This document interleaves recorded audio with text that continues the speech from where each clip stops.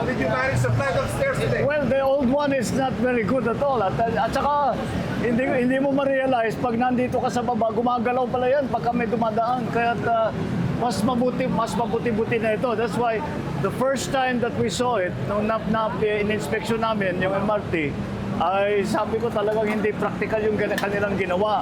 Kaya ngayon, ay may pinagbago, naayos natin ito within 4 months. Ang pangako sa atin ay 6 na buwan, 4 na buwan pa lang ay tapos na. Kaya ngayon, mas mababa na ang akyatin ng hagdan, tapos meron ng elevator para yung mga hindi kayang umakyat ng hagdan, meron pa tayong wheelchair lift na ginawa para sa yung mga naka-wheelchair.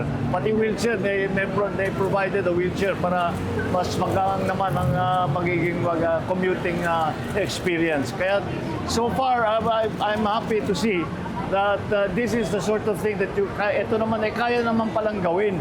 Hindi naman ganun kahirap at basta desidido tayo na ayusin natin ang commuter experience dahil ang dumadaan sa bus pa lang ay 750,000 ang pasahero kada. MRT and bus. So the MRT and bus, 750,000 ang gumagamit niyan every day. Mapagaang lang ng kaunti ang kanilang mahirap na nga mag-commute.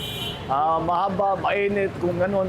Sabi ko, dapat naman tugunan natin yung pang-araw-araw na dinadaanan ng ating mga kababayan para makapunta sa trabaho at para makauwi. At ito ay isang bahagi lang dyan. Ang susunod na ngayon dito ay titiyakin natin yung maintenance niyan lahat. Meron pa tayong elevator ngayon. Yung elevator kailangan laging umaandar. Kaya tiniyak namin na yung design ng elevator heavy duty kasi talagang todo ang gamit niyan.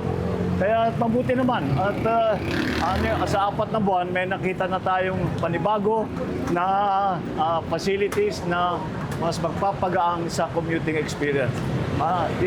Mula dito sa wala na yung Mount Kamuning.